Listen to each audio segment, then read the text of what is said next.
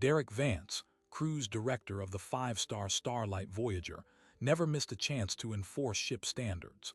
When an elderly black woman in a floral dress walked toward the champagne gala, he intercepted her with a stage whisper. "I think you're looking for the buffet. This area is for guests who can afford more than a clearance rack." The laughter was exactly what he wanted.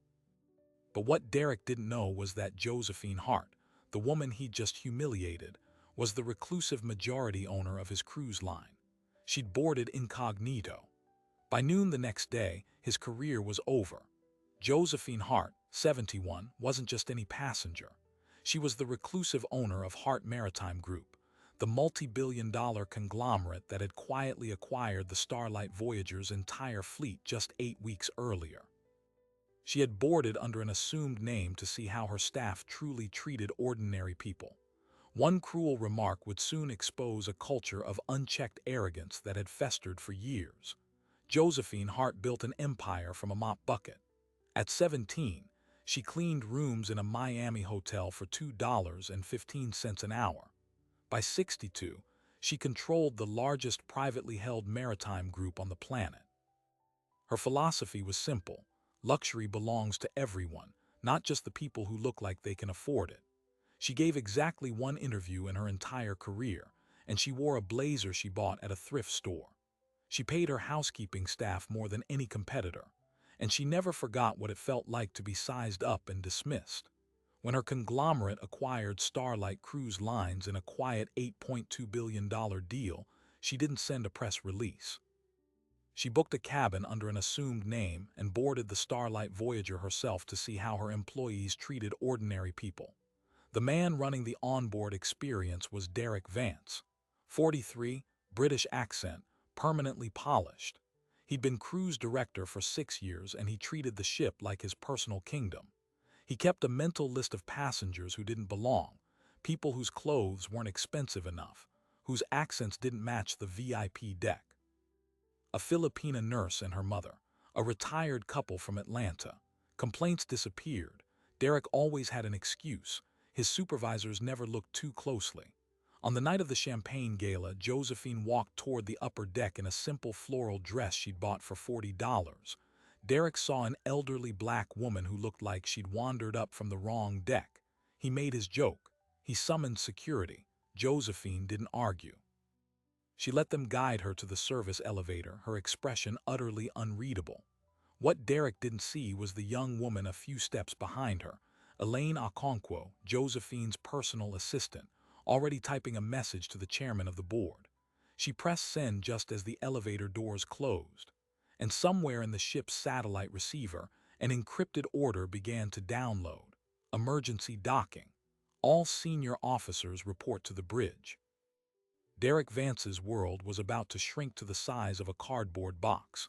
The emergency docking command hit the bridge computer at 10:47 p.m., a string of alphanumeric code that the navigation officer had never seen before. Captain Hendricks stared at the screen for a full 7 seconds before he turned to the officer on watch and said, voice flat, "This is from the owner. Shut down the engines and find the nearest port within towing range." The Starlight Voyager was 216 nautical miles off the coast of San Juan, gliding through glass-smooth water with 3,400 passengers aboard. 5 minutes later, the ship's horn sounded 3 times, not the casual blast of a departure, but the long, mournful signal that means something has gone wrong. Waiters stopped pouring wine. The blackjack tables went quiet. And in the upper-deck lounge, where the champagne gala had just ended, 100 guests looked at each other with the particular unease of people who had paid for a fantasy and suddenly felt the real world intrude. Derek Vance was in his cabin, jacket off, shoes kicked under the desk, scrolling through his phone. He heard the horn and frowned. He pulled his jacket back on, smoothed his hair in the mirror, and stepped into the corridor with the practiced ease of a man who had handled minor crises before. A junior officer intercepted him at the elevator bank and said 7 words that Derek would later replay in his mind for years. "You're wanted on the bridge right now." The walk to the bridge took 3 minutes. Derek used the time to script his response, Something about a passenger who'd wandered into the wrong event, a misunderstanding, a firm but polite removal. By the time he pushed open the heavy door to the command deck, he had convinced himself this was a conversation about protocol, not a reckoning. The bridge was colder than he expected. Captain Hendricks stood near the navigation console, arms crossed, eyes fixed on the horizon. At the center of the room, in a chair that had been brought in specifically for this purpose, sat Josephine Hart. She wore the same floral dress, now unrumpled, and she held a cup of tea that Elaine Okonkwo had quietly placed in her hands. Flanking her were two men in dark suits, corporate officers, flown in by helicopter 3 days earlier and concealed in a passenger cabin until now. Derek stopped mid-stride. He recognized the taller one, Michael Chen, chief legal counsel for Hart Maritime Group. The other held a slim tablet, screen glowing faintly. Josephine did not raise her voice. She didn't need to. "Mr. Vance," she said, "you escorted me from a public area of my own ship because you decided my dress was too cheap for your gala. Is that an accurate summary?" Derek's mouth opened. Nothing came out. He looked at the captain, who did not meet his eyes. He looked at the legal officer, who stared at him with the vacant, patient expression of a man who had already decided the outcome. Then Josephine spoke again, delivering each word like a nail driven into a coffin. "You are relieved of your duties, effective immediately. Security will escort you to your quarters to collect your personal belongings. You will disembark at the next port and not set foot on any vessel in this fleet again." Security arrived 30 seconds later, a pair of guards Derek had once overruled on a passenger access dispute. He'd humiliated them publicly. Now they were silent, steady, and entirely correct in their procedure. They walked him to his cabin, waited while he emptied his desk into a cardboard box, and led him through the crew corridors to the gangplank that had been lowered onto the San Juan dock. The ship had diverted at full speed, burning fuel at a rate that would cost the company an additional $40,000. The itinerary was suspended for a full day, costing another $350,000 in refunds and reputational damage. Josephine signed the expense authorization without hesitation.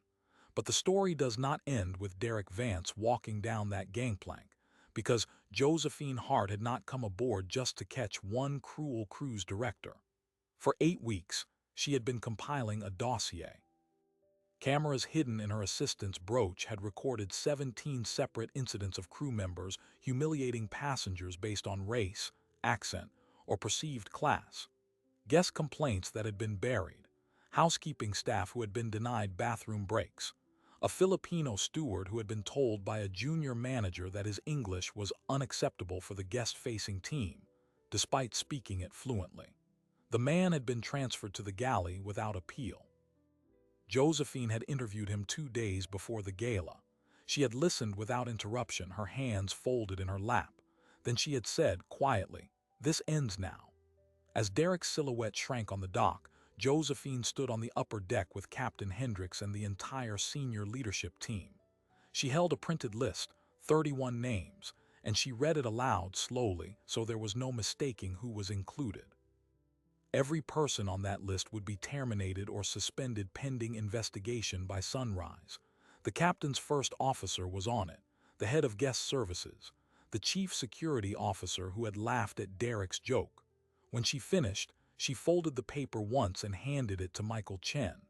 Then she turned to the captain, the man who had allowed all of it to fester under his command. She didn't fire him. She did something worse. She made him responsible for the audit that would expose every single failure he had ignored. He would have to look each victim in the eye and write the reports himself. And if he resigned before the audit was complete, the board had already approved a forfeiture clause that would strip his pension, his severance, and his industry credentials in a single stroke. He had no exit. That was the moment the real story began, not the firing of a bully, but the dismantling of a system that had protected him. Captain Hendricks sat in his cabin with the door locked and the list of terminated names on the desk in front of him, and he understood, with the slow, cold certainty of a man who has spent 30 years avoiding exactly this moment, that he was not writing an audit. He was writing his own professional obituary. The first officer, a man he had mentored since the academy, was on the list. The head of guest services, a woman he had promoted over objections from corporate 2 years earlier, was on the list. The chief security officer who had laughed at Derek's joke, a man Hendricks had covered for after a prior complaint, was on the list. And every name forced Hendricks to confront a decision he could no longer excuse. He had known. Not every detail, perhaps, but the shape of it, the culture of it, the way certain passengers were measured and found wanting before they'd ordered their first drink. He had known, and he had done nothing. At 62 years old, staring at the framed photograph of his daughter on the cabin wall, he began to type the report that would destroy the people who trusted him. While the ship sat idle in port, the corporate investigation team began a sweep of the Starlight Voyager's HR files. They'd been on board within 12 hours, a unit of forensic auditors and former federal employment investigators that Hart Maritime kept on permanent retainer. What they found was a shadow system. Complaints from minority passengers and crew had been systematically downgraded or erased. A Filipino steward had reported racial harassment 7 times in 2 years, and 7 times the security office had closed the file with the same 5 words: no evidence of policy violation. A black family from Atlanta had submitted video of a junior officer mocking their accents. The complaint was marked resolved, with no disciplinary action recorded. When the forensic team asked to see the original video, the security server had no record of it ever existing. But the forensic team also found an archived email backup that the security chief had forgotten to purge. In it, 63 complaint emails had been tagged with an internal code that routed them to a separate server accessible only to Derek Vance's office. The code was SORTC, sort. Letter C, the C stood for clearance, a term Derek had coined himself to describe passengers who didn't meet his visual standards. He'd had a system. He'd had a dedicated folder for every complaint he'd buried. And when the auditors reconstructed that folder from the server's deleted image cache, they found photographs of passengers taken without consent, attached to spreadsheets that ranked them by clothing, accent, and perceived net worth. There were 941 entries, spanning 4 years on 3 ships. Derek had been building a database of people he considered beneath him, and he had been using it to direct security where to patrol, where to enforce dress codes, where to hover until the wrong-looking passengers felt so uncomfortable they simply left. The news broke on a Tuesday morning. A freelance journalist who had been tracking discrimination, complaints in the cruise industry for months, received a single anonymous USB drive. It contained the full forensic report, the photographs, the spreadsheets, and a 6-page memo written by Josephine Hart herself, authorizing immediate release. By 10 o'clock, every major news outlet in Miami and New York had picked up the story. By noon, Starlight Cruise Lines had issued a statement announcing the immediate suspension of all senior management across their entire fleet, pending external review. The stock dropped 14% in an hour. The chief marketing officer resigned on live television, having been ambushed by a reporter who showed him the photograph of a 68-year-old black grandmother being escorted down a service corridor by security, with the caption "Clearance, failed." The officer looked at the image and said, "I have no comment at this time." He never commented again. Josephine Hart held a press conference that afternoon in the Starlight Voyager's grand ballroom, the same room where Derek had thrown out the champagne gala guests. She wore the same $40 floral dress, now slightly rumpled at the sleeve. She stood at the podium and spoke for precisely 2 minutes. "I bought this company," she said, "because I believe that every person deserves to be treated with dignity on these waters. What I found was a system that did the opposite. That system is now being dismantled. Every victim will be contacted, every complaint will be reopened, and every manager who participated in this degradation will answer for it, not in a press release, in a court of law." She did not take questions. She walked off the stage and the room erupted. But the story was not finished, because Derek Vance, sitting in a rented apartment in Fort Lauderdale with his cardboard box on the floor, began to make phone calls. He called former colleagues. He called a crisis PR firm. He called a lawyer who specialized in defending employers against discrimination suits. And he did something that nobody in Josephine's camp anticipated. He filed a defamation claim against Hart Maritime Group, alleging that the released forensic report falsely portrayed his clearance system as race-based, when in fact it was a neutral dress code enforcement database. He argued that he had been scapegoated by a new owner seeking publicity, and he demanded $25 million in damages.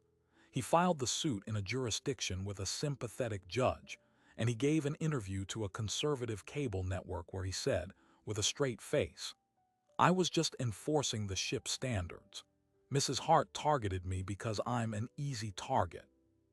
Across the country, employment lawyers who reviewed the suit noted that if he won even a fraction of his claim, it could chill future investigations of discrimination in the hospitality industry across the entire United States. Derek wasn't just fighting for his reputation. He was fighting to set a precedent that would protect every manager who ever humiliated a customer and called it policy. Josephine Hart received the summons in her Miami headquarters. She read it once, set it down, and looked at Michael Chen. "He wants a trial," she said. "Give him one." Michael Chen nodded. He had already prepared a counterclaim, and he had a list of 73 former employees who had agreed to testify on the record about what Derek Vance had really been doing. The battle was no longer about one man's cruelty. It was now about whether a woman who had built herself from nothing could use her billions to force an industry to see itself clearly, or whether the system would protect the people who had always been protected. That question would be answered over the next 6 months in a courtroom, and the outcome would reshape the cruise industry forever. The trial began on a Monday in September. Derek Vance walked into the federal courthouse in Miami wearing a tailored suit and a practiced expression of wounded dignity. Behind him sat his crisis PR team and a lawyer whose opening statement painted him as a man of standards destroyed by a vindictive billionaire. Josephine Hart sat in the front row of the gallery, wearing the same $40 floral dress she had worn on the ship. She had brought it with her to every deposition, every mediation hearing, and now to the trial itself. When Derek's lawyer called her a publicity seeker, she did not react. She simply folded her hands and waited. The first week belonged to the plaintiffs, but the second week broke Derek open. One by one, Josephine's legal team brought forth the 73 former employees who had agreed to testify. They were housekeepers, stewards, galley staff, security guards who had refused Derek's orders and been punished for it. They described a ship run on a quiet apartheid. Passengers of color followed by security, complaints shredded, promotions denied on the basis of accent or skin tone. The Filipino steward who had been sent to the galley for his unacceptable English took the stand, and in flawless English, read aloud the termination notice that Derek himself had signed, misspelling the word insufficient in the process. The jury member in seat 4 audibly gasped. Then the forensic evidence from the Sortsea server was projected onto the courtroom screen. 941 entries, each a photograph of a passenger ranked by clothing, accent, and perceived worth. Derek had graded them like cattle. The spreadsheet included comments he had written in a column marked disposition. Next to a photo of a black grandmother holding her grandson, he had typed, "Buffet only. Don't let her near the shops." The courtroom went silent. Derek's lawyer asked for a recess and was denied. By the end of the second week, Derek's defamation claim had fallen apart. His own database was the only defamation in the room. The jury deliberated for 90 minutes and returned a verdict that awarded Hart Maritime $3.7 million in damages, plus full legal costs. Derek Vance was given 30 days to liquidate his assets and pay, but the verdict was only the beginning. In the wake of the trial, the U.S. Senate Subcommittee on Consumer Rights opened an inquiry into discrimination practices across the entire cruise industry. Starlight Cruise Lines was forced to adopt a public ombudsman program and a third-party review board with binding authority. Captain Hendricks completed his audit, named 31 individuals responsible, and then surrendered his master's license to the Coast Guard. He spent the last years of his career teaching navigation at a community college, never setting foot on a passenger ship again. Josephine Hart did not celebrate. Instead, she took the $3.7 million from the judgment and funneled every cent into a new foundation, the Clear Passage Initiative, dedicated to funding legal support for cruise ship employees and passengers who had experienced discrimination. She personally called each of the 941 people in Derek's database and offered them a free cruise on a ship where her new standards were already in place, enforced by crew members promoted directly from the ranks of those who had been previously overlooked. The first person to accept was a grandmother from Atlanta who had been photographed without consent. She sailed the following summer with her entire family. One more detail. In the basement of the Miami courthouse, among the boxes of evidence discarded after the trial, a clerk found a single item that had fallen out of Derek's personal effects, a notepad with a handwritten note on the first page. It said, "Clearance is the brand, no exceptions." At the bottom of the page, in an unsteady hand, someone had added a single word in red ink: wrong. The handwriting did not match Derek's. It matched Captain Hendricks, and it was dated the night before he surrendered his license. The note was never introduced as evidence. It simply sat in the evidence locker, a silent postscript to a story that had already rewritten the rules of an entire industry. Josephine Hart is 83 now, and she still wears that dress to board meetings. Not out of stubbornness, she says, but because she never wants to forget that dignity is not something you can price tag.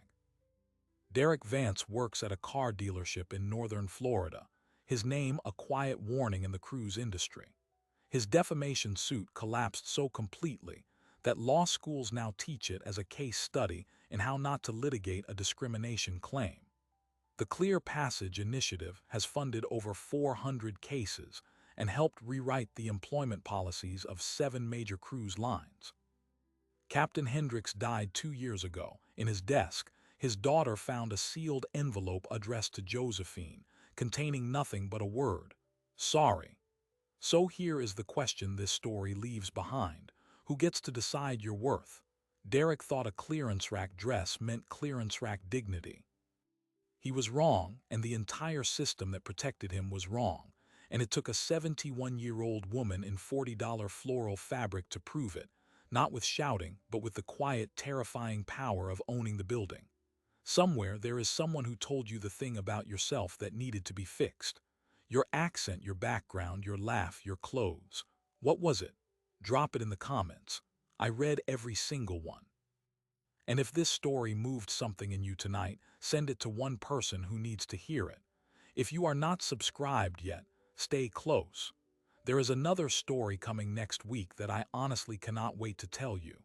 Until then, may the truth always find the right room.